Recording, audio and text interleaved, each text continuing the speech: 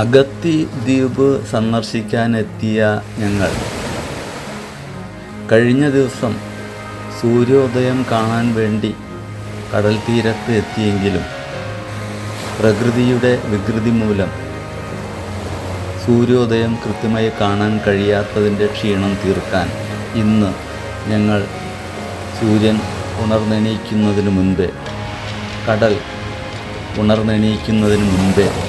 കടൽ തീരത്തെത്തി ഞങ്ങൾ കാത്തിരിപ്പ് തുടർന്നു. അന്തരീക്ഷം ഇരുണ്ടിരിക്കുന്ന സമയത്ത് സൂര്യോദയം കാണാൻ വേണ്ടി കാത്തിരിക്കുന്ന ഞങ്ങൾക്ക് കിഴക്ക് ചക്രവാളത്തിൽ ചെറിയ തോതിലുള്ള വെളിച്ചം ദൃശ്യമായി തുടങ്ങിയിരിക്കുന്നു.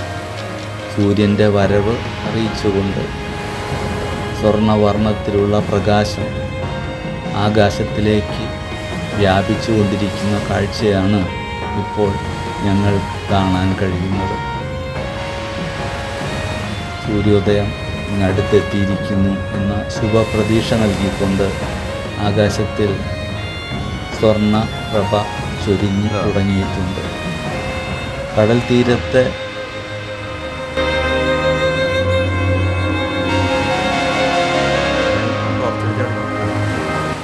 അന്തേവാസികൾ അവരുടെ സ്വതന്ത്രമായ ജീവിതത്തിലേക്ക് കടന്നു കയറാൻ വന്ന മനുഷ്യരെ ഓർത്ത് വേദനിക്കുന്നുണ്ടാവും. കടൽ ഞണ്ടുകൾ അവയുടെ സ്വതന്ത്രമായ വിഹാരം ഇവിടെ നടത്തിക്കൊണ്ടിരിക്കുന്ന കാഴ്ചയും ഞങ്ങൾ കണ്ട് ആസ്വദിക്കുകയാണ്.